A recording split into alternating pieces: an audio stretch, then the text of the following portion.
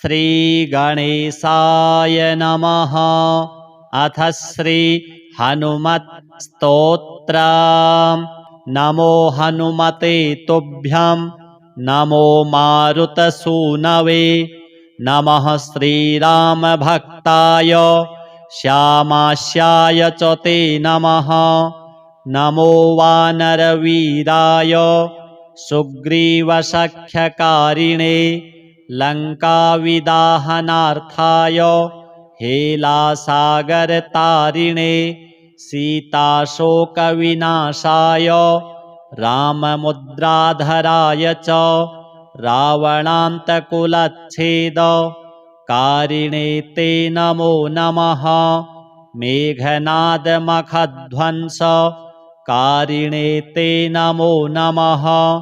अशोकवनविध्वंसकारिणे भयहारिणे वायुपुत्राय वीराय आकाशोदरगामिने वनपालशिरच्छेद लङ्काप्रासादभञ्जिने ज्वलत्कनकवर्णाय दीर्घलाङ्गूलधारिणे सौमित्रिजयदात्रे च रामदूताय ते नमः। अक्षस्यवधकर्त्रे च ब्रह्मपाशनिवारिणे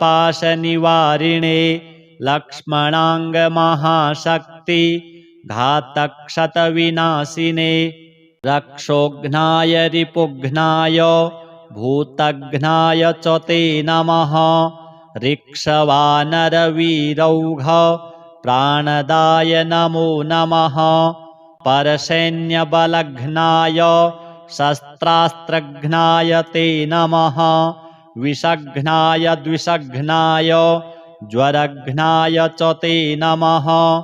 महाभयरिपुघ्नाय भक्तत्राणैककारिणे परप्रेरितमन्त्राणां यन्त्राणां स्तम्भकारिणे पयः पाषाणतरणकारणाय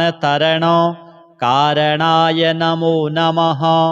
बालार्कमण्डलग्रासकारिणे भवतारिणे नखायुधाय भीमाय दन्तायुधधराय च रिपुमायाविनाशाय रामाज्ञालोकरक्षिणे प्रतिग्रामस्थितायाथ रक्षोभूतवधार्थिने करालशैलशस्त्राय द्रुमशस्त्राय ते नमः।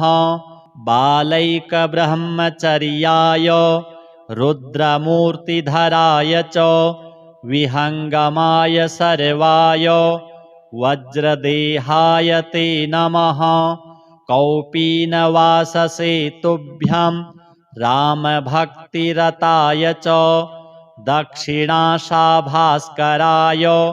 शतचन्द्रोदयात्मने कृत्याक्षतव्यथाघ्नाय सर्वक्लेशहराय च स्वाम्याज्ञापार्थसङ्ग्राम सङ्खे सञ्जयधारिणे भक्तान्तदिव्यवादेषु सङ्ग्रामे जयदायिने किल्किलाबुबुकोच्चार घोरशब्दकराय च सर्पाग्निव्याधिसंस्तम्भकारिणे वनचारिणे सदा वनफलाहार सन्तृप्ताय विशेषतः महार्णवशिलाबद्ध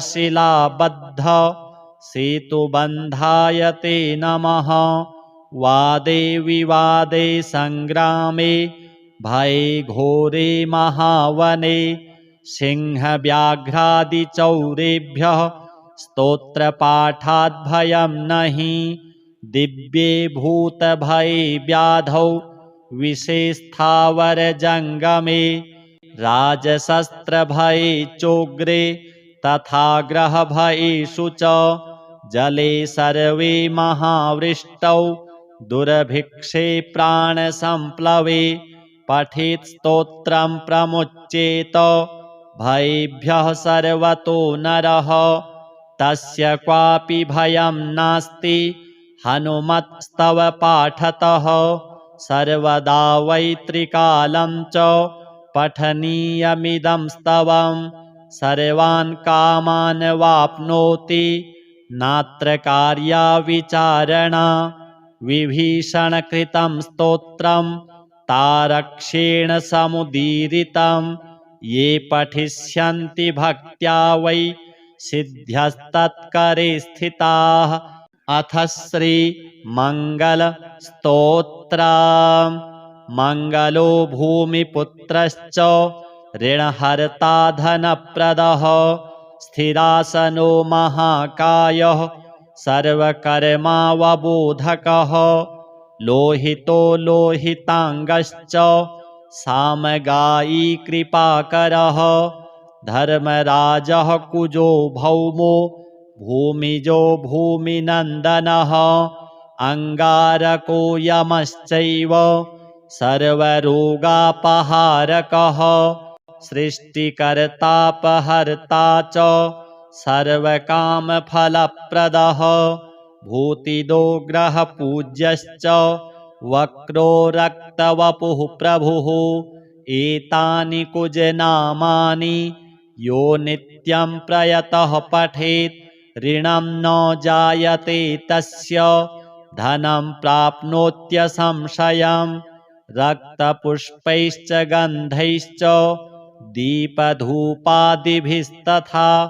मङ्गलं पूजयित्वा तु मङ्गले हनि सर्वदा ऋणरेखाः प्रकर्तव्या दग्धाङ्गारैस्तदग्रतः 27 नामानि पठित्वा तु तदन्तिके ताश्च प्रमार्जयेत् पश्चात् वामपादेन संस्पृशन् एवं कृत्वा न सन्देहः ऋणहीनो धनी भवेत् भूमिजस्य प्रसादेन ग्रहपीडा विनश्यति येनार्जिता जगत्कीर्तिर्भूमिपुत्रेण शाश्वती शत्रवश्च हता येन भौमेन महितात्मना सप्रीयतां तु भौमोऽद्य तुष्टो भूयात् सदा मम। श्रीहनुमत् मङ्गलदेवार्पणमस्तु। नमो हनुमते तुभ्यं नमो मारुतसूनवे नमः श्रीरामभक्ताय श्यामास्याय च ते नमः। नमो वानरवीराय सुग्रीवसख्यकारिणे लङ्काविदाहनार्थाय हेलासागरतारिणे सीताशोकविनाशाय राममुद्राधराय च रावणान्तकुलच्छेदकारिणे ते नमो नमः। मेघनादमखध्वंसकारिणे ते नमो नमः। अशोकवनविध्वंसकारिणे भयहारिणे वायुपुत्राय वीराय आकाशोदरगामिने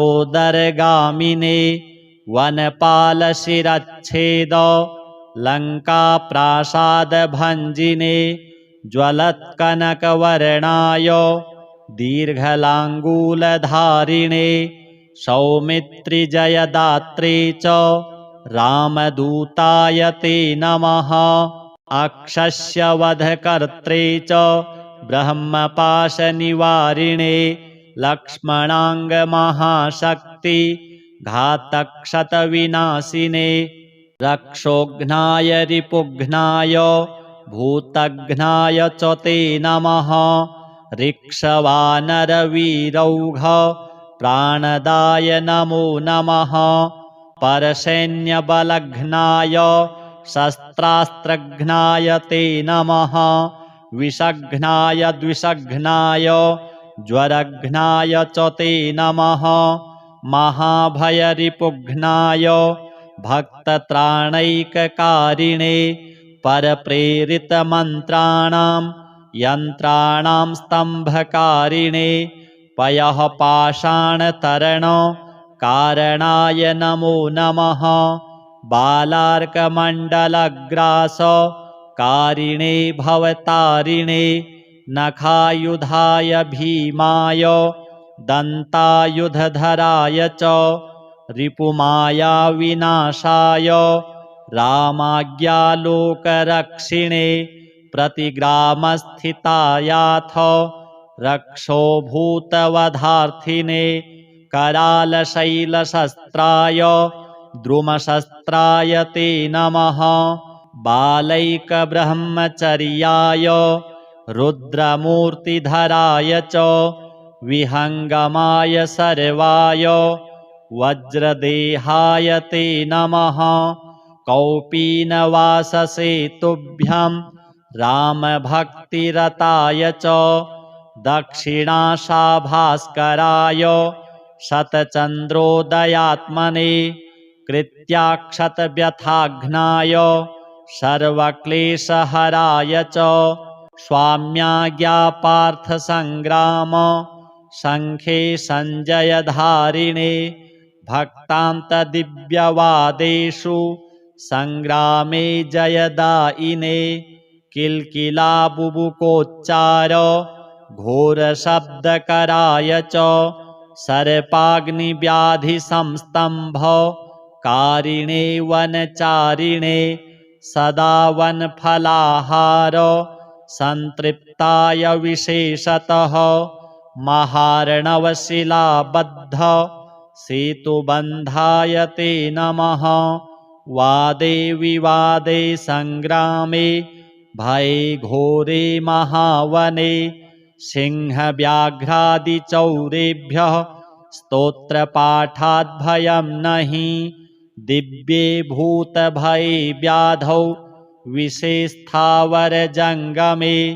राजशस्त्रभये चोग्रे तथा ग्रहभयेषु च जले सर्वे महावृष्टौ दुर्भिक्षे प्राणसम्प्लवे पठेत् स्तोत्रं प्रमुच्येत भयेभ्यः सर्वतो नरः तस्य क्वापि भयं नास्ति हनुमत्स्तव पाठतः सर्वदा वै त्रिकालं च पठनीयमिदं स्तवं सर्वान् कामान् वाप्नोति नात्र कार्या विचारणा विभीषणकृतं स्तोत्रं तारक्ष्येण समुदीरितं ये पठिष्यन्ति भक्त्या वै सिद्ध्यस्तत्करे स्थिताः अथ श्रीमङ्गलस्तोत्रम् मङ्गलो भूमिपुत्रश्च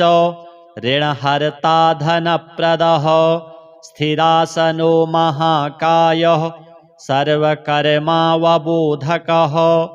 लोहितो लोहिताङ्गश्च सामगायी कृपाकरः धर्मराजः कुजो भौमो भूमिजो भूमिनन्दनः अङ्गारको यमश्चैव सर्वरोगापहारकः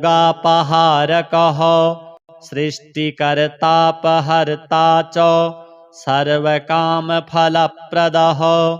भूतिदो ग्रहपूज्यश्च वक्रो रक्तवपुः प्रभुः एतानि कुजनामानि यो नित्यं प्रयतः पठेत् ऋणं न जायते तस्य धनं प्राप्नोत्यसंशयम् रक्तपुष्पैश्च गन्धैश्च दीपधूपादिभिस्तथा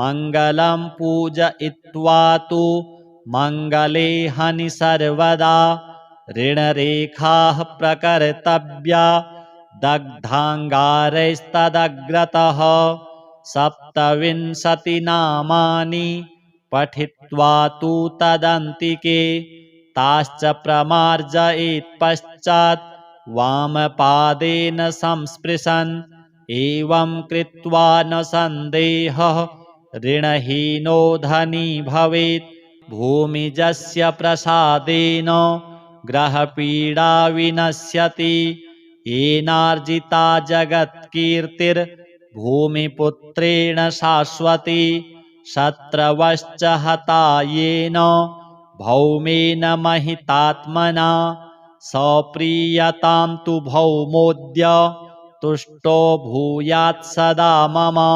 श्रीहनुमत् मङ्गलदेवार्पणमस्तु। नमो हनुमते तुभ्यं नमो मारुतसूनवे।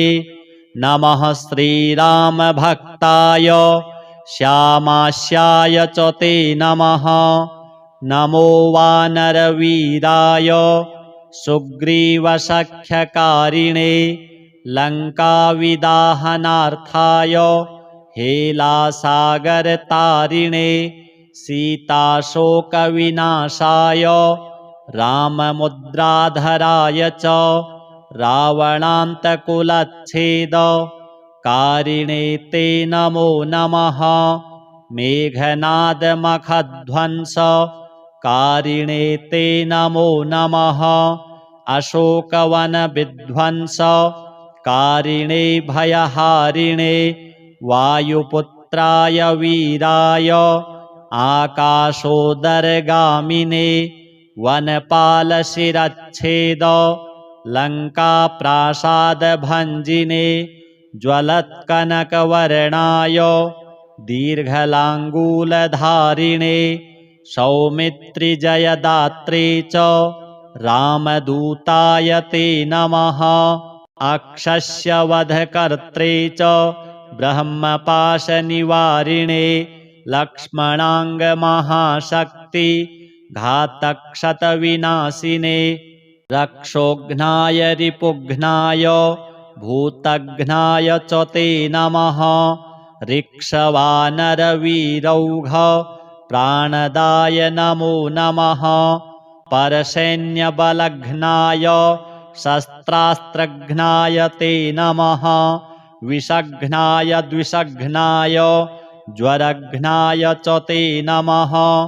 महाभयरिपुघ्नाय भक्तत्राणैककारिणे परप्रेरितमन्त्राणां यन्त्राणां स्तम्भकारिणे पयःपाषाणतरणकारणाय नमो नमः। बालार्कमण्डलग्रासकारिणे भवतारिणे नखायुधाय भीमाय दन्तायुधधराय च रिपुमायाविनाशाय रामाज्ञालोकरक्षिणे प्रतिग्रामस्थितायाथ रक्षोभूतवधार्थिने करालशैलशस्त्राय द्रुमशस्त्राय ते नमः। बालैकब्रह्मचर्याय रुद्रमूर्तिधराय च विहङ्गमाय सर्वाय वज्रदेहाय ते नमः। कौपीनवाससे तुभ्यं रामभक्तिरताय च दक्षिणाशाभास्कराय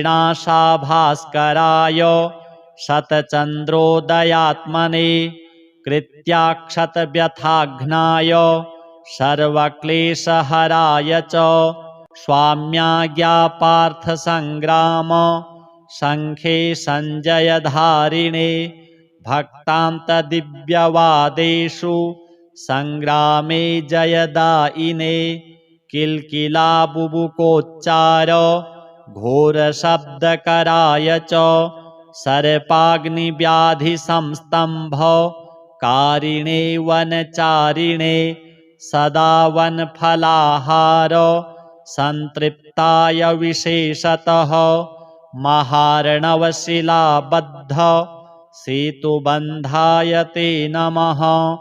वादे विवादे सङ्ग्रामे भये घोरे महावने सिंहव्याघ्रादिचौरेभ्यः स्तोत्रपाठाद्भयं नहि। दिव्ये भूतभये व्याधौ विषेस्थावरजङ्गमे राजशस्त्रभये चोग्रे तथा ग्रहभयेषु च जले सर्वे महावृष्टौ दुर्भिक्षे प्राणसम्प्लवे पठेत् स्तोत्रं प्रमुच्येत भयेभ्यः सर्वतो नरः।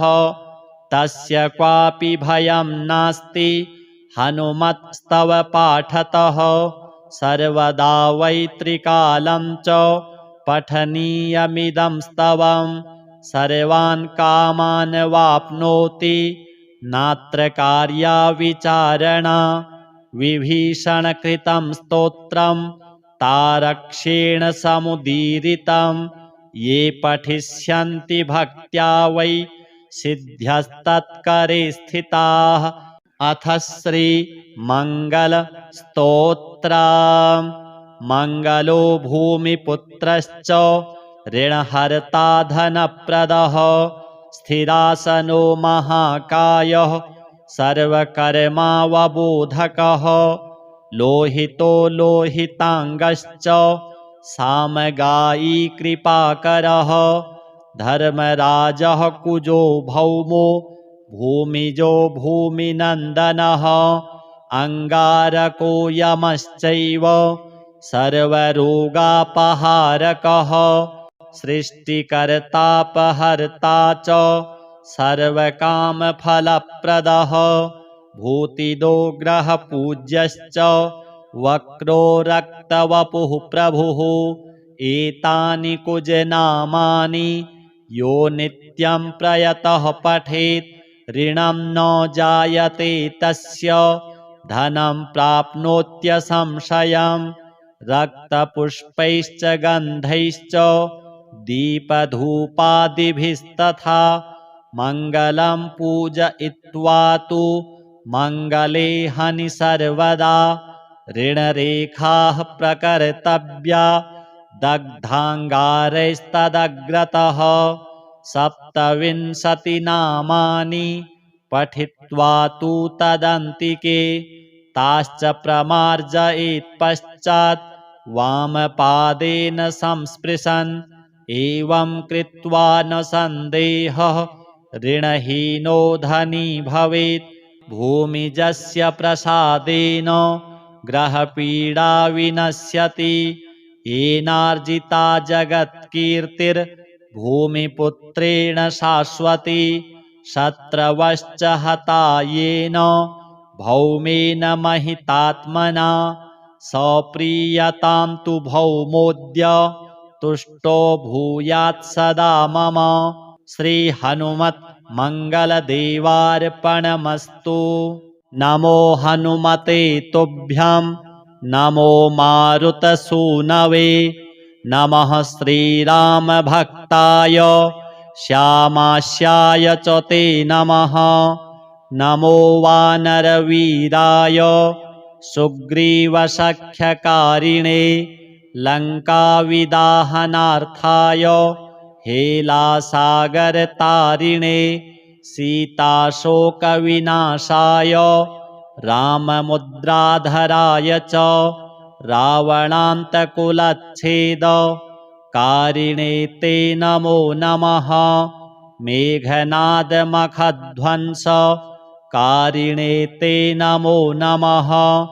अशोकवनविध्वंसकारिणे भयहारिणे वायुपुत्राय वीराय आकाशोदरगामिने वनपालशिरच्छेद लङ्काप्रासादभञ्जिने ज्वलत्कनकवर्णाय दीर्घलाङ्गूलधारिणे सौमित्रिजयदात्रे च रामदूताय ते नमः।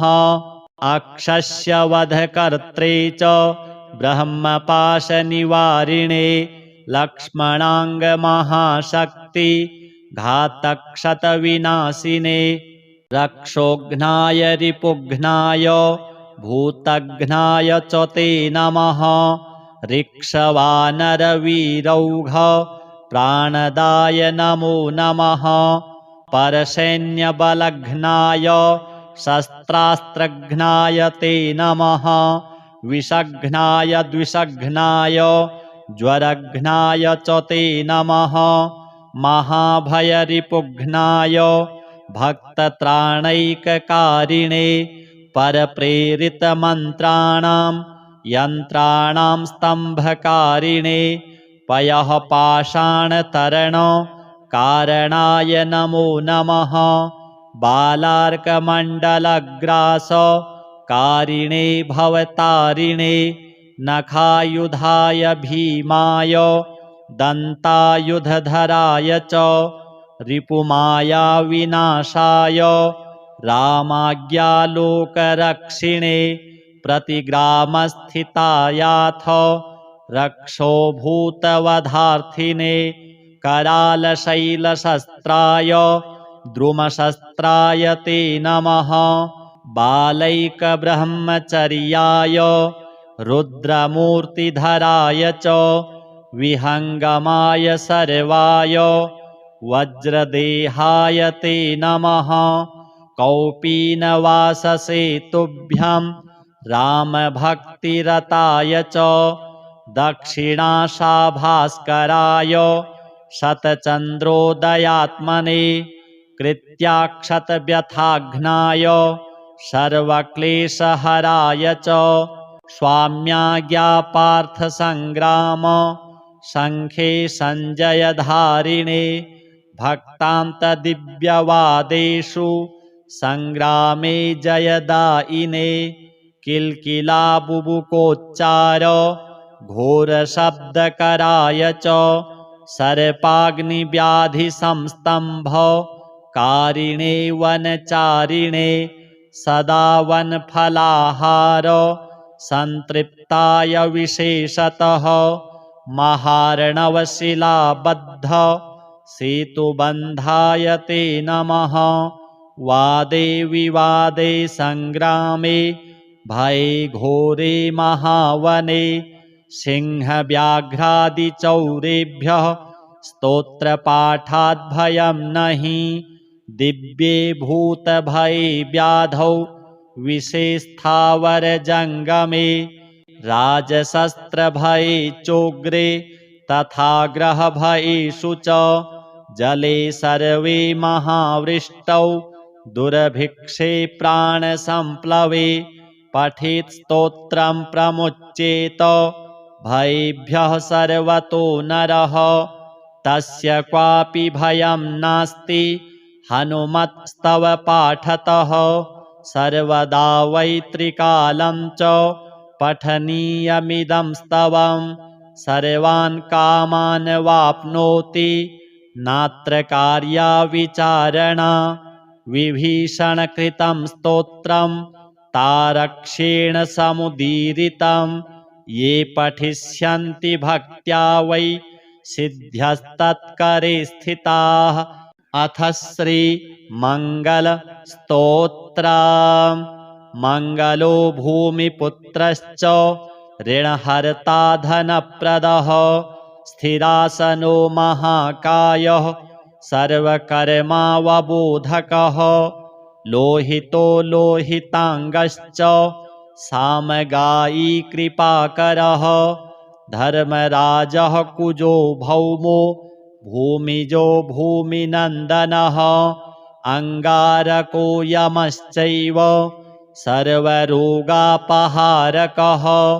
सृष्टिकर्तापहर्ता च सर्वकामफलप्रदः भूतिदो ग्रहपूज्यश्च वक्रो रक्तवपुः प्रभुः एतानि कुजनामानि यो नित्यं प्रयतः पठेत् ऋणं न जायते तस्य धनं प्राप्नोत्यसंशयम् रक्तपुष्पैश्च गन्धैश्च दीपधूपादिभिस्तथा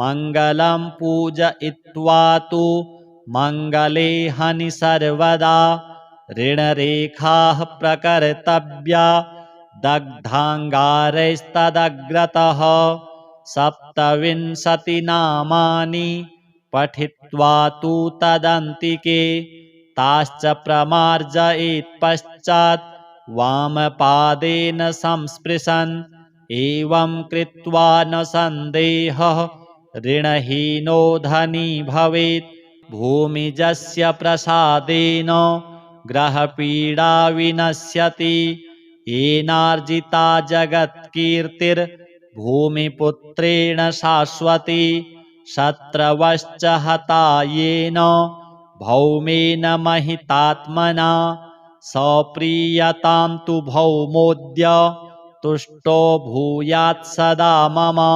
श्रीहनुमत् मङ्गलदेवार्पणमस्तु। नमो हनुमते तुभ्यं नमो मारुतसूनवे नमः श्रीरामभक्ताय श्यामास्याय च ते नमः। नमो वानरवीराय सुग्रीवसख्यकारिणे लङ्काविदाहनार्थाय हेलासागरतारिणे सीताशोकविनाशाय राममुद्राधराय च रावणान्तकुलच्छेदकारिणे ते नमो नमः। मेघनादमखध्वंसकारिणे ते नमो नमः। अशोकवनविध्वंसकारिणे भयहारिणे वायुपुत्राय वीराय आकाशोदरगामिने वनपालशिरच्छेद लङ्काप्रासादभञ्जिने ज्वलत्कनकवर्णाय दीर्घलाङ्गूलधारिणे सौमित्रिजयदात्रे च रामदूताय ते नमः। अक्षस्य वधकर्त्रे च ब्रह्मपाशनिवारिणे लक्ष्मणाङ्गमहाशक्ति घातक्षतविनाशिने रक्षोघ्नाय रिपुघ्नाय भूतघ्नाय च ते नमः। ऋक्षवानरवीरौघ प्राणदाय नमो नमः। परसैन्यबलघ्नाय शस्त्रास्त्रघ्नाय ते नमः। विषघ्नाय द्विषघ्नाय ज्वरघ्नाय च ते नमः। महाभयरिपुघ्नाय भक्तत्राणैककारिणे परप्रेरितमन्त्राणां यन्त्राणां स्तम्भकारिणे पयः पाषाणतरणकारणाय नमो नमः। बालार्कमण्डलग्रासकारिणे भवतारिणे नखायुधाय भीमाय दन्तायुधधराय च रिपुमायाविनाशाय रामाज्ञालोकरक्षिणे प्रतिग्रामस्थितायाथ रक्षोभूतवधार्थिने करालशैलशस्त्राय द्रुमशस्त्राय ते नमः। बालैकब्रह्मचर्याय रुद्रमूर्तिधराय च विहङ्गमाय सर्वाय वज्रदेहाय ते नमः। कौपीनवाससे तुभ्यं रामभक्तिरताय च दक्षिणाशाभास्कराय शतचन्द्रोदयात्मने कृत्याक्षतव्यथाघ्नाय सर्वक्लेशहराय च स्वाम्याज्ञापार्थसङ्ग्राम शङ्खे सञ्जयधारिणे भक्तान्तदिव्यवादेषु सङ्ग्रामे जयदायिने किल्किलाबुबुकोच्चार घोरशब्दकराय च सर्पाग्निव्याधिसंस्तम्भकारिणे वनचारिणे सदा वनफलाहार सन्तृप्ताय विशेषतः महार्णवशिलाबद्ध सेतुबन्धाय ते नमः। वादे विवादे सङ्ग्रामे भये घोरे महावने सिंहव्याघ्रादिचौरेभ्यः स्तोत्रपाठाद्भयं नहि दिव्ये भूतभये व्याधौ विषेस्थावरजङ्गमे राजशस्त्रभये चोग्रे तथा ग्रहभयेषु च जले सर्वे महावृष्टौ दुर्भिक्षे प्राणसम्प्लवे पठेत् स्तोत्रं प्रमुच्येत भयेभ्यः सर्वतो नरः तस्य क्वापि भयं नास्ति हनुमत्स्तव पाठतः सर्वदा वै त्रिकालं च पठनीयमिदं स्तवं सर्वान् कामान् वाप्नोति नात्र कार्या विचारणा विभीषणकृतं स्तोत्रं तारक्षेण समुदीरितं ये पठिष्यन्ति भक्त्या वै सिद्ध्यस्तत्करे स्थिताः। अथ श्रीमङ्गलस्तोत्रम्। मङ्गलो भूमिपुत्रश्च ऋणहर्ता धनप्रदः स्थिरासनो महाकायः सर्वकर्मावबोधकः लोहितो लोहिताङ्गश्च सामगायी कृपाकरः धर्मराजः कुजो भौमो भूमिजो भूमिनन्दनः अङ्गारको यमश्चैव सर्वरोगापहारकः सृष्टिकर्तापहर्ता च सर्वकामफलप्रदः भूतिदो ग्रहपूज्यश्च वक्रो रक्तवपुः प्रभुः एतानि कुजनामानि यो नित्यं प्रयतः पठेत् ऋणं न जायते तस्य धनं प्राप्नोत्यसंशयम् रक्तपुष्पैश्च गन्धैश्च दीपधूपादिभिस्तथा मङ्गलं पूजयित्वा तु मङ्गले हनि सर्वदा ऋणरेखाः प्रकर्तव्या दग्धाङ्गारैस्तदग्रतः 27 नामानि पठित्वा तु तदन्तिके ताश्च प्रमार्जयेत् पश्चात् वामपादेन संस्पृशन् एवं कृत्वा न सन्देहः ऋणहीनो धनी भवेत् भूमिजस्य प्रसादेन ग्रहपीडा विनश्यति येनार्जिता जगत्कीर्तिर्भूमिपुत्रेण शाश्वती शत्रवश्च हता येन भौमेन महितात्मना सप्रीयतां तु भौमोऽद्य तुष्टो भूयात् सदा मम। श्री हनुमत् मंगलदेवार्पणमस्तु। नमो हनुमते तुभ्यं नमो मारुतसूनवे नमः श्रीरामभक्ताय श्यामास्याय च ते नमः। नमो वानरवीराय सुग्रीवसख्यकारिणे लङ्काविदाहनार्थाय हेलासागरतारिणे सीताशोकविनाशाय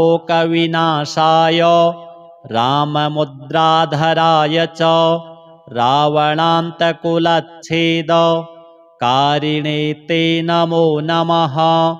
मेघनादमखध्वंसकारिणे ते नमो नमः।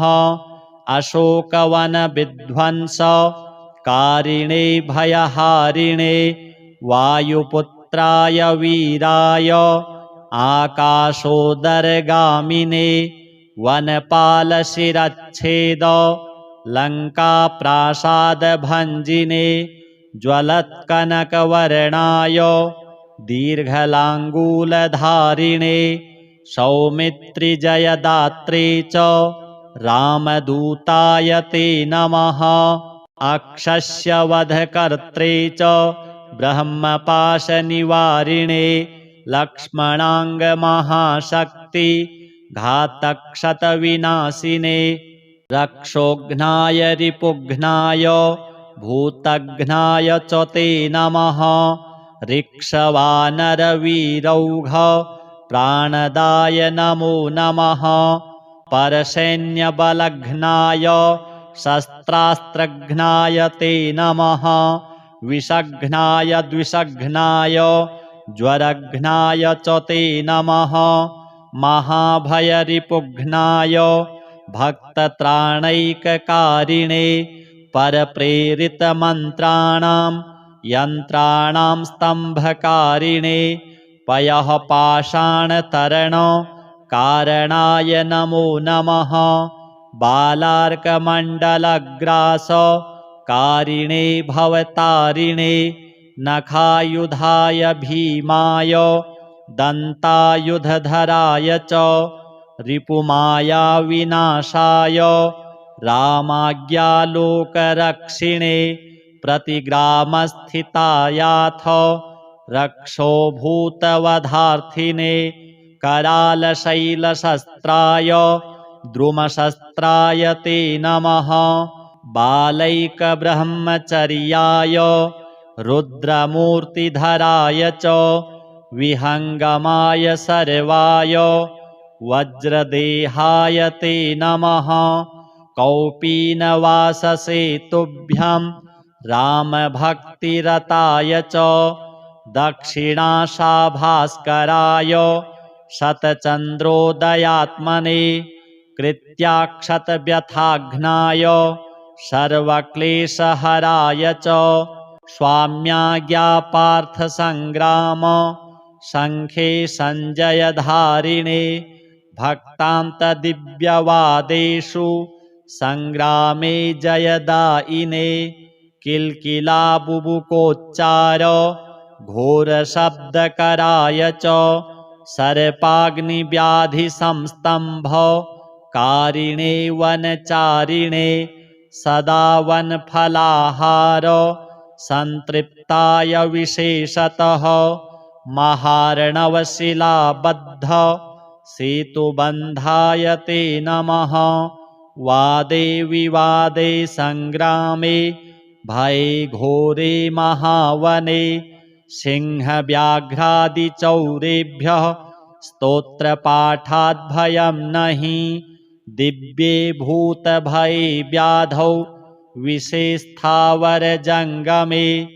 राजशस्त्रभये चोग्रे तथा ग्रहभयेषु च जले सर्वे महावृष्टौ दुर्भिक्षे प्राणसम्प्लवे पठेत् स्तोत्रं प्रमुच्येत भयेभ्यः सर्वतो नरः तस्य क्वापि भयं नास्ति हनुमत्स्तव पाठतः सर्वदा वै त्रिकालं च पठनीयमिदं स्तवं सर्वान् कामान् वाप्नोति नात्र कार्या विचारणा विभीषणकृतं स्तोत्रं तारक्ष्येण समुदीरितं ये पठिष्यन्ति भक्त्या वै सिद्ध्यस्तत्करे स्थिताः। अथ श्रीमङ्गलस्तोत्रम्।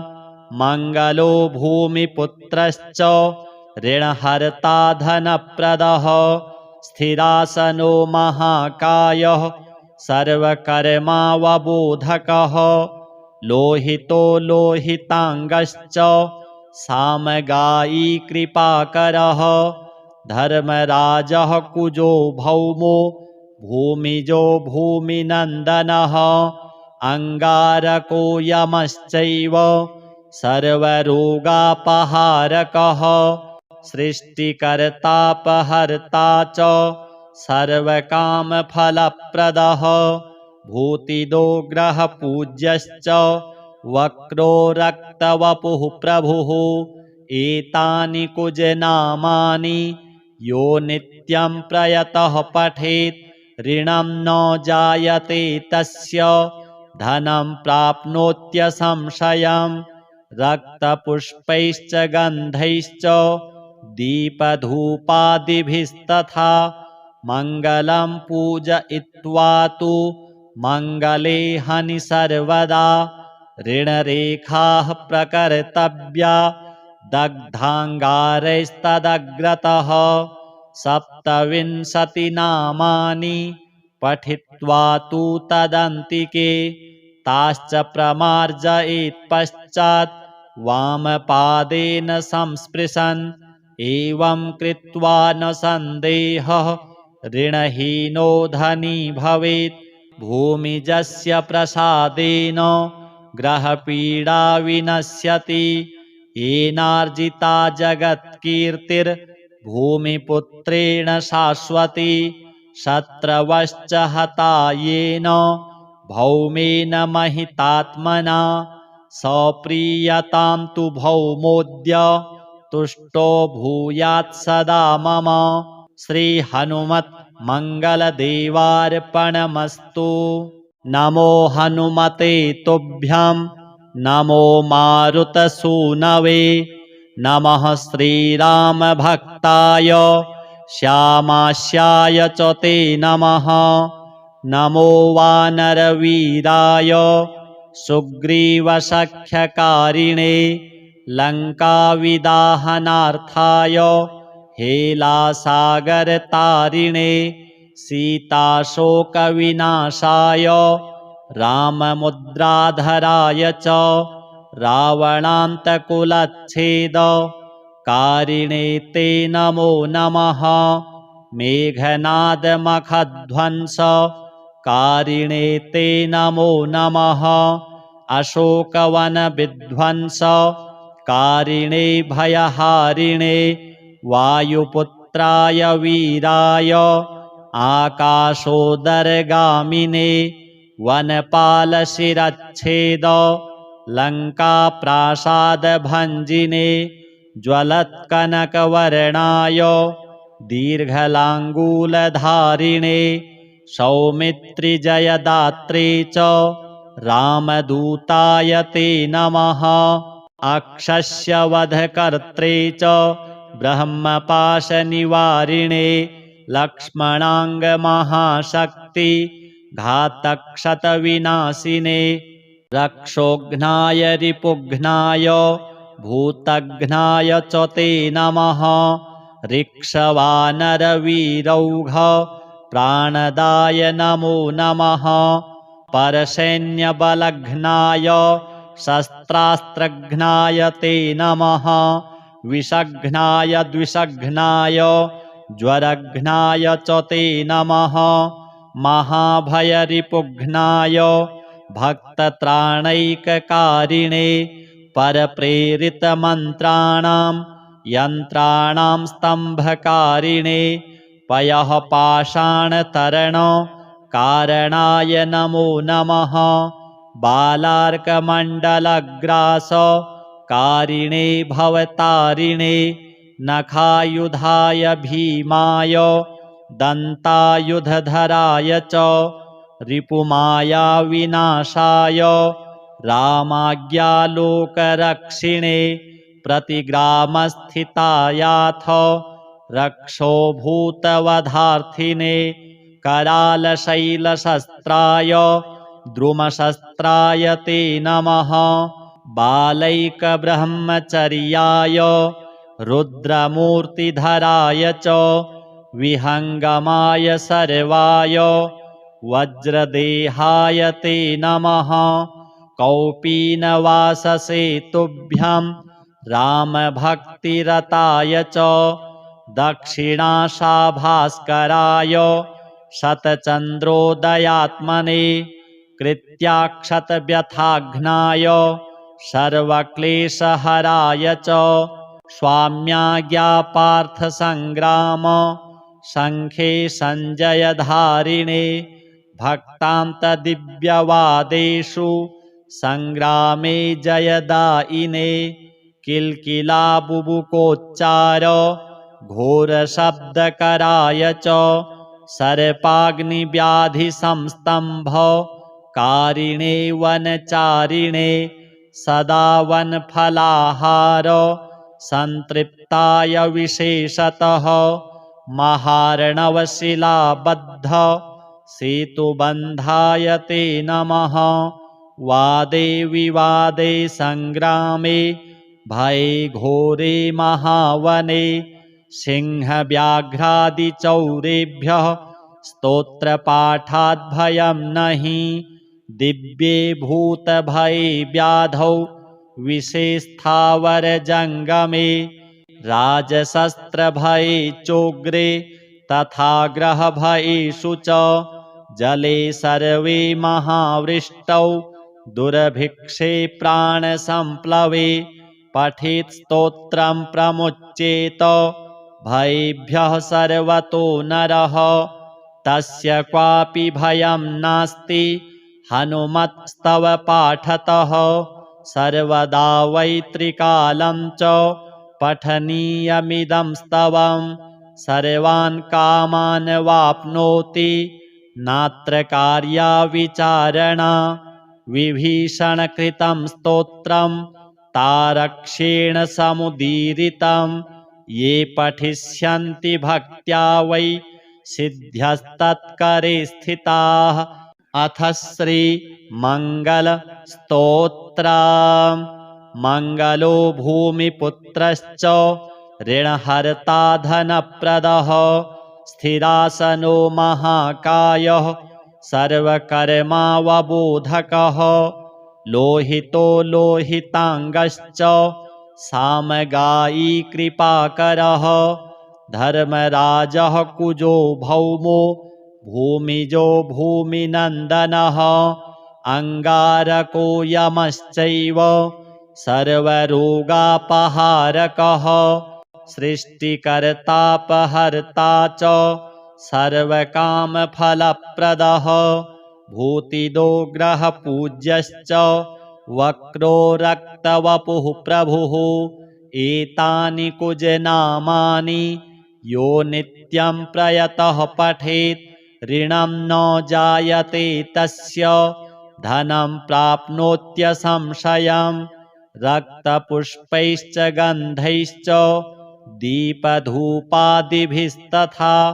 मङ्गलं पूजयित्वा तु मङ्गले हनि सर्वदा ऋणरेखाः प्रकर्तव्या दग्धाङ्गारैस्तदग्रतः 27 नामानि पठित्वा तु तदन्तिके ताश्च प्रमार्जयेत् पश्चात् वामपादेन संस्पृशन् एवं कृत्वा न सन्देहः ऋणहीनो धनी भवेत् भूमिजस्य प्रसादेन ग्रहपीडा विनश्यति येनार्जिता जगत्कीर्तिर्भूमिपुत्रेण शाश्वती शत्रवश्च हता येन भौमेन महितात्मना सप्रीयतां तु भौमोऽद्य तुष्टो भूयात् सदा मम। श्रीहनुमत् मङ्गलदेवार्पणमस्तु। नमो हनुमते तुभ्यं नमो मारुतसूनवे नमः श्रीरामभक्ताय श्यामास्याय च ते नमः। नमो वानरवीराय सुग्रीवसख्यकारिणे लङ्काविदाहनार्थाय हेलासागरतारिणे सीताशोकविनाशाय राममुद्राधराय च रावणान्तकुलच्छेदकारिणे ते नमो नमः। मेघनादमखध्वंसकारिणे ते नमो नमः। अशोकवनविध्वंसकारिणे भयहारिणे वायुपुत्राय वीराय आकाशोदरगामिने वनपालशिरच्छेद लङ्काप्रासादभञ्जिने ज्वलत्कनकवर्णाय दीर्घलाङ्गूलधारिणे सौमित्रिजयदात्रे च रामदूताय ते नमः। अक्षस्यवधकर्त्रे च ब्रह्मपाशनिवारिणे लक्ष्मणाङ्गमहाशक्ति घातक्षतविनाशिने रक्षोघ्नाय रिपुघ्नाय भूतघ्नाय च ते नमः। ऋक्षवानरवीरौघ प्राणदाय नमो नमः। परसैन्यबलघ्नाय शस्त्रास्त्रघ्नाय ते नमः। विषघ्नाय द्विषघ्नाय ज्वरघ्नाय च ते नमः। महाभयरिपुघ्नाय भक्तत्राणैककारिणे परप्रेरितमन्त्राणां यन्त्राणां स्तम्भकारिणे पयः पाषाणतरण कारणाय नमो नमः। बालार्कमण्डलग्रास कारिणे भवतारिणे नखायुधाय भीमाय दन्तायुधधराय च रिपुमाया विनाशाय रामाज्ञालोकरक्षिणे प्रतिग्रामस्थितायाथ रक्षोभूतवधार्थिने करालशैलशस्त्राय द्रुमशस्त्राय ते नमः। बालैकब्रह्मचर्याय रुद्रमूर्तिधराय च विहङ्गमाय सर्वाय वज्रदेहाय ते नमः। कौपीनवाससे तुभ्यं रामभक्तिरताय च दक्षिणाशाभास्कराय शतचन्द्रोदयात्मने कृत्याक्षतव्यथाघ्नाय सर्वक्लेशहराय च स्वाम्याज्ञापार्थसङ्ग्राम शङ्खे सञ्जयधारिणे भक्तान्तदिव्यवादेषु सङ्ग्रामे जयदायिने किल्किलाबुबुकोच्चार घोरशब्दकराय च सर्पाग्निव्याधिसंस्तम्भ कारिणे वनचारिणे सदा वनफलाहार सन्तृप्ताय विशेषतः महार्णवशिलाबद्ध सेतुबन्धाय ते नमः। वादे विवादे सङ्ग्रामे भये घोरे महावने सिंहव्याघ्रादिचौरेभ्यः स्तोत्रपाठाद्भयं नहि दिव्ये भूतभये व्याधौ विषेस्थावरजङ्गमे राजशस्त्रभये चोग्रे तथा ग्रहभयेषु च जले सर्वे महावृष्टौ दुर्भिक्षे प्राणसम्प्लवे पठेत् स्तोत्रं प्रमुच्येत भयेभ्यः सर्वतो नरः तस्य क्वापि भयं नास्ति हनुमत्स्तव पाठतः सर्वदा वै त्रिकालं च पठनीयमिदं स्तवं सर्वान् कामान् वाप्नोति नात्र कार्या विचारणा विभीषणकृतं स्तोत्रं तारक्ष्येण समुदीरितं ये पठिष्यन्ति भक्त्या वै सिद्ध्यस्तत्करे स्थिताः। अथ श्रीमङ्गलस्तोत्रम्। मङ्गलो भूमिपुत्रश्च ऋणहर्ता धनप्रदः स्थिरासनो महाकायः सर्वकर्मावबोधकः लोहितो लोहिताङ्गश्च सामगायी कृपाकरः धर्मराजः कुजो भौमो भूमिजो भूमिनन्दनः अङ्गारको यमश्चैव सर्वरोगापहारकः सृष्टिकर्तापहर्ता च सर्वकामफलप्रदः भूतिदो ग्रहपूज्यश्च वक्रो रक्तवपुः प्रभुः एतानि कुजनामानि यो नित्यं प्रयतः पठेत् ऋणं न जायते तस्य धनं प्राप्नोत्यसंशयम् रक्तपुष्पैश्च गन्धैश्च दीपधूपादिभिस्तथा मङ्गलं पूजयित्वा तु मङ्गले हनि सर्वदा ऋणरेखाः प्रकर्तव्या दग्धाङ्गारैस्तदग्रतः 27 नामानि पठित्वा तु तदन्तिके ताश्च प्रमार्जयेत् पश्चात् वामपादेन संस्पृशन् एवं कृत्वा न सन्देहः ऋणहीनो धनी भवेत् भूमिजस्य प्रसादेन ग्रहपीडा विनश्यति येनार्जिता जगत्कीर्तिर् भूमिपुत्रेण शाश्वती शत्रवश्च हता येन भौमेन महितात्मना सप्रीयतां तु भौमोऽद्य तुष्टो भूयात् सदा मम। श्रीहनुमत् मङ्गलदेवार्पणमस्तु। नमो हनुमते तुभ्यं नमो मारुतसूनवे नमः श्रीरामभक्ताय श्यामास्याय च ते नमः। नमो वानरवीराय सुग्रीवसख्यकारिणे लङ्काविदाहनार्थाय हेलासागरतारिणे सीताशोकविनाशाय राममुद्राधराय च रावणान्तकुलच्छेदकारिणे ते नमो नमः। मेघनादमखध्वंसकारिणे ते नमो नमः। अशोकवनविध्वंसकारिणे भयहारिणे वायुपुत्राय वीराय आकाशोदरगामिने वनपालशिरच्छेद लङ्काप्रासादभञ्जिने ज्वलत्कनकवर्णाय दीर्घलाङ्गूलधारिणे सौमित्रिजयदात्रे च रामदूताय ते नमः।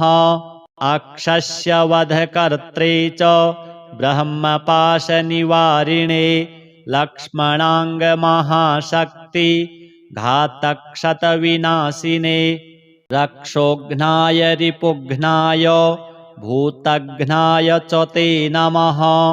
ऋक्षवानरवीरौघ प्राणदाय नमो नमः। परसैन्यबलघ्नाय शस्त्रास्त्रघ्नाय ते नमः।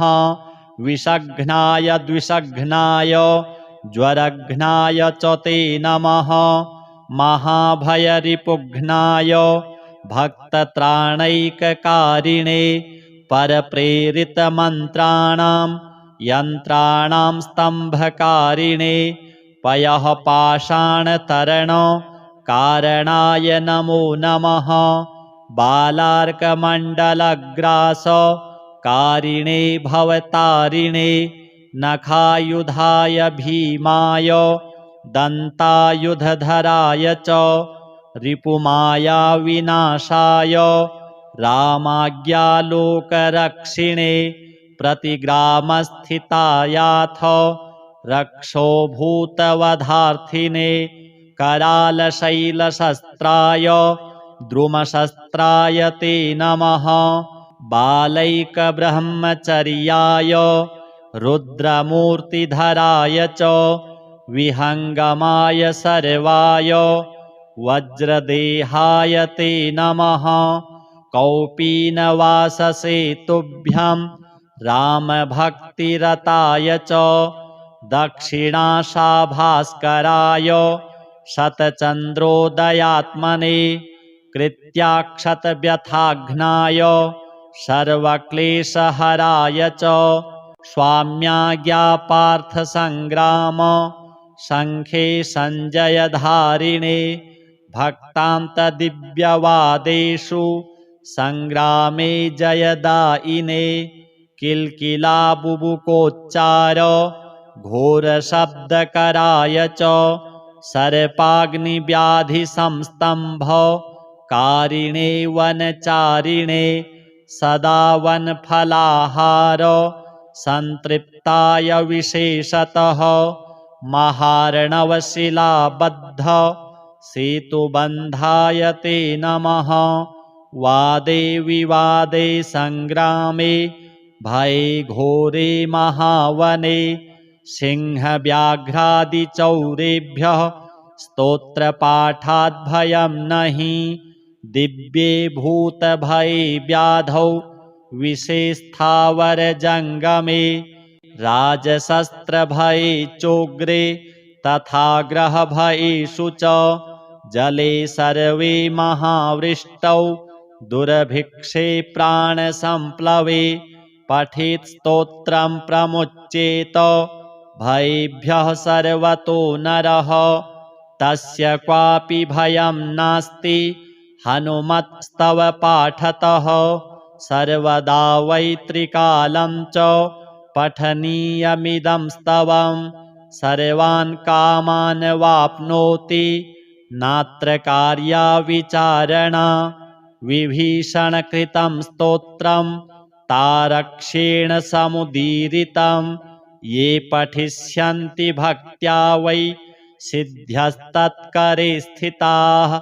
अथ श्रीमङ्गलस्तोत्रम्।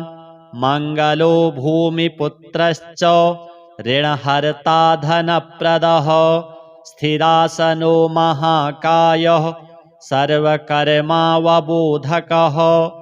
लोहितो लोहिताङ्गश्च सामगायी कृपाकरः धर्मराजः कुजो भौमो भूमिजो भूमिनन्दनः अङ्गारको यमश्चैव सर्वरोगापहारकः सृष्टिकर्तापहर्ता च सर्वकामफलप्रदः भूतिदो ग्रहपूज्यश्च वक्रो रक्तवपुः प्रभुः एतानि कुजनामानि यो नित्यं प्रयतः पठेत् ऋणं न जायते तस्य धनं प्राप्नोत्यसंशयम् रक्तपुष्पैश्च गन्धैश्च दीपधूपादिभिस्तथा मङ्गलं पूजयित्वा तु मङ्गले हनि सर्वदा ऋणरेखाः प्रकर्तव्या दग्धाङ्गारैस्तदग्रतः 27 नामानि पठित्वा तु तदन्तिके ताश्च प्रमार्जयेत् पश्चात् वामपादेन संस्पृशन् एवं कृत्वा न सन्देहः ऋणहीनो धनी भवेत् भूमिजस्य प्रसादेन ग्रहपीडा विनश्यति येनार्जिता जगत्कीर्तिर्भूमिपुत्रेण शाश्वती शत्रवश्च हता येन भौमेन महितात्मना सप्रीयतां तु भौमोऽद्य तुष्टो भूयात् सदा मम। श्रीहनुमत् मङ्गलदेवार्पणमस्तु। नमो हनुमते तुभ्यं नमो मारुतसूनवे नमः श्रीरामभक्ताय श्यामास्याय च ते नमः। नमो वानरवीराय सुग्रीवसख्यकारिणे लङ्काविदाहनार्थाय हेलासागरतारिणे सीताशोकविनाशाय राममुद्राधराय च रावणान्तकुलच्छेदकारिणे ते नमो नमः। मेघनादमखध्वंसकारिणे ते नमो नमः।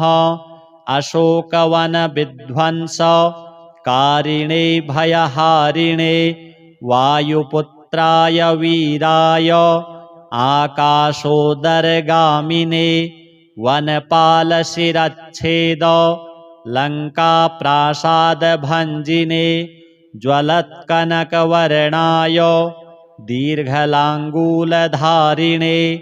सौमित्रिजयदात्रे च रामदूताय ते नमः। अक्षस्यवधकर्त्रे च ब्रह्मपाशनिवारिणे लक्ष्मणाङ्गमहाशक्ति घातक्षतविनाशिने रक्षोघ्नाय रिपुघ्नाय भूतघ्नाय च ते नमः। ऋक्षवानरवीरौघ प्राणदाय नमो नमः। परसैन्यबलघ्नाय शस्त्रास्त्रघ्नाय ते नमः। विषघ्नाय द्विषघ्नाय ज्वरघ्नाय च ते नमः। महाभयरिपुघ्नाय भक्तत्राणैककारिणे परप्रेरितमन्त्राणां यन्त्राणां स्तम्भकारिणे पयः पाषाणतरणकारणाय नमो नमः। बालार्कमण्डलग्रासकारिणे भवतारिणे नखायुधाय भीमाय दन्तायुधधराय च रिपुमायाविनाशाय रामाज्ञालोकरक्षिणे प्रतिग्रामस्थितायाथ रक्षोभूतवधार्थिने करालशैलशस्त्राय द्रुमशस्त्राय ते नमः। बालैकब्रह्मचर्याय रुद्रमूर्तिधराय च विहङ्गमाय सर्वाय वज्रदेहाय ते नमः। कौपीनवाससे तुभ्यं रामभक्तिरताय च दक्षिणाशाभास्कराय शतचन्द्रोदयात्मने कृत्याक्षतव्यथाघ्नाय सर्वक्लेशहराय च स्वाम्याज्ञापार्थसङ्ग्राम शङ्खे सञ्जयधारिणे भक्तान्तदिव्यवादेषु सङ्ग्रामे जयदायिने किल्किलाबुबुकोच्चार घोरशब्दकराय च सर्पाग्निव्याधिसंस्तम्भ कारिणे वनचारिणे सदा वनफलाहार सन्तृप्ताय विशेषतः महार्णवशिलाबद्ध सेतुबन्धाय ते नमः। वादे विवादे सङ्ग्रामे भये घोरे महावने सिंहव्याघ्रादिचौरेभ्यः स्तोत्रपाठाद्भयं नहि दिव्ये भूतभये व्याधौ विषेस्थावरजङ्गमे राजशस्त्रभये चोग्रे तथा ग्रहभयेषु च जले सर्वे महावृष्टौ दुर्भिक्षे प्राणसम्प्लवे पठेत् स्तोत्रं प्रमुच्येत भयेभ्यः सर्वतो नरः तस्य क्वापि भयं नास्ति हनुमत्स्तव पाठतः सर्वदा वै त्रिकालं च पठनीयमिदं स्तवं सर्वान् कामान् वाप्नोति नात्र कार्या विचारणा विभीषणकृतं स्तोत्रं तारक्ष्येण समुदीरितं ये पठिष्यन्ति भक्त्या वै सिद्ध्यस्तत्करे स्थिताः। अथ श्रीमङ्गलस्तोत्रम्। मङ्गलो भूमिपुत्रश्च ऋणहर्ता धनप्रदः स्थिरासनो महाकायः सर्वकर्मावबोधकः लोहितो लोहिताङ्गश्च सामगायी कृपाकरः धर्मराजः कुजो भौमो भूमिजो भूमिनन्दनः अङ्गारको यमश्चैव सर्वरोगापहारकः सृष्टिकर्तापहर्ता च सर्वकामफलप्रदः भूतिदो ग्रहपूज्यश्च वक्रो रक्तवपुः प्रभुः एतानि कुजनामानि यो नित्यं प्रयतः पठेत् ऋणं न जायते तस्य धनं प्राप्नोत्यसंशयम् रक्तपुष्पैश्च गन्धैश्च दीपधूपादिभिस्तथा मङ्गलं पूजयित्वा तु मङ्गले हनि सर्वदा ऋणरेखाः प्रकर्तव्या दग्धाङ्गारैस्तदग्रतः 27 नामानि पठित्वा तु तदन्तिके ताश्च प्रमार्जयेत् पश्चात् वामपादेन संस्पृशन् एवं कृत्वा न सन्देहः ऋणहीनो धनी भवेत् भूमिजस्य प्रसादेन ग्रहपीडा विनश्यति येनार्जिता जगत्कीर्तिर्भूमिपुत्रेण शाश्वती शत्रवश्च हता येन भौमेन महितात्मना सप्रीयतां तु भौमोऽद्य तुष्टो भूयात् सदा मम। श्री हनुमत् मंगलदेवार्पणमस्तु। नमो हनुमते तुभ्यं नमो मारुतसूनवे नमः श्रीरामभक्ताय श्यामास्याय च ते नमः। नमो वानरवीराय सुग्रीवसख्यकारिणे लङ्काविदाहनार्थाय हेलासागरतारिणे सीताशोकविनाशाय राममुद्राधराय च रावणान्तकुलच्छेदकारिणे ते नमो नमः। मेघनादमखध्वंसकारिणे ते नमो नमः। अशोकवनविध्वंसकारिणे भयहारिणे वायुपुत्राय वीराय आकाशोदरगामिने वनपालशिरच्छेद लङ्काप्रासादभञ्जिने ज्वलत्कनकवर्णाय दीर्घलाङ्गूलधारिणे सौमित्रिजयदात्रे च रामदूताय ते नमः। अक्षस्यवधकर्त्रे च ब्रह्मपाशनिवारिणे लक्ष्मणाङ्गमहाशक्ति घातक्षतविनाशिने रक्षोघ्नाय रिपुघ्नाय भूतघ्नाय च ते नमः। ऋक्षवानरवीरौघ प्राणदाय नमो नमः। परसैन्यबलघ्नाय शस्त्रास्त्रघ्नाय ते नमः। विषघ्नाय द्विषघ्नाय ज्वरघ्नाय च ते नमः। महाभयरिपुघ्नाय भक्तत्राणैककारिणे परप्रेरितमन्त्राणां यन्त्राणां स्तम्भकारिणे पयःपाषाणतरणकारणाय नमो नमः। बालार्कमण्डलग्रासकारिणे भवतारिणे नखायुधाय भीमाय दन्तायुधधराय च रिपुमायाविनाशाय रामाज्ञालोकरक्षिणे प्रतिग्रामस्थितायाथ रक्षोभूतवधार्थिने करालशैलशस्त्राय द्रुमशस्त्राय ते नमः। बालैकब्रह्मचर्याय रुद्रमूर्तिधराय च विहङ्गमाय सर्वाय वज्रदेहाय ते नमः। कौपीनवाससे तुभ्यं रामभक्तिरताय च दक्षिणाशाभास्कराय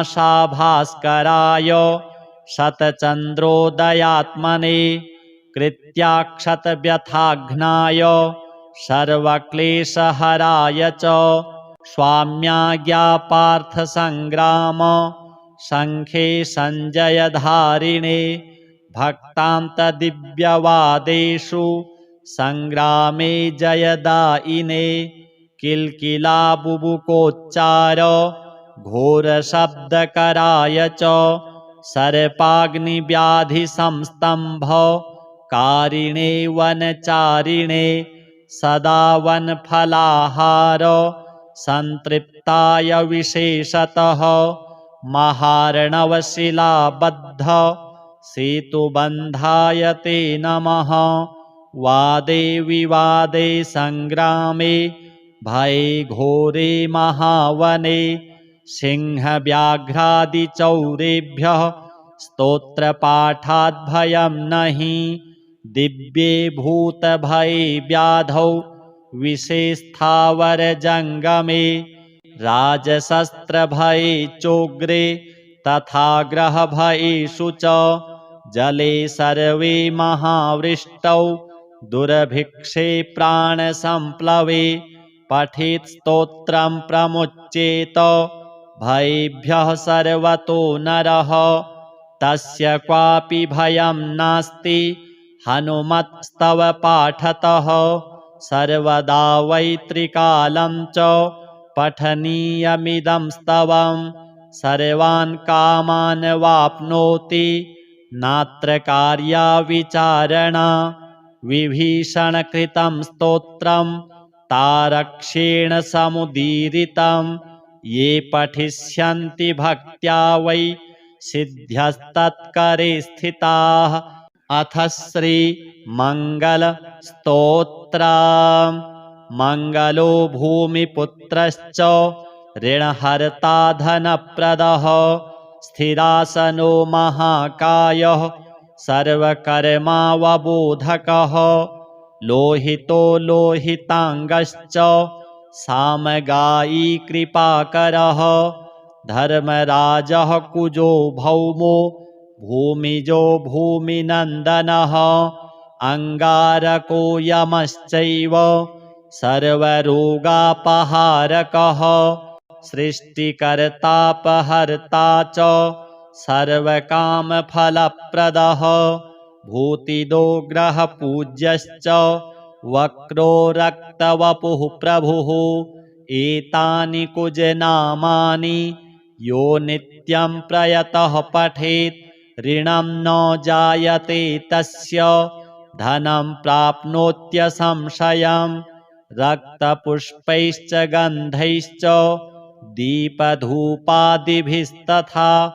मङ्गलं पूजयित्वा तु मङ्गले हनि सर्वदा ऋणरेखाः प्रकर्तव्या दग्धाङ्गारैस्तदग्रतः 27 नामानि पठित्वा तु तदन्तिके ताश्च प्रमार्जयेत् पश्चात् वामपादेन संस्पृशन् एवं कृत्वा न सन्देहः ऋणहीनो धनी भवेत् भूमिजस्य प्रसादेन ग्रहपीडा विनश्यति येनार्जिता जगत्कीर्तिर्भूमिपुत्रेण शाश्वती शत्रवश्च हता येन भौमेन महितात्मना सप्रीयतां तु भौमोऽद्य तुष्टो भूयात् सदा मम।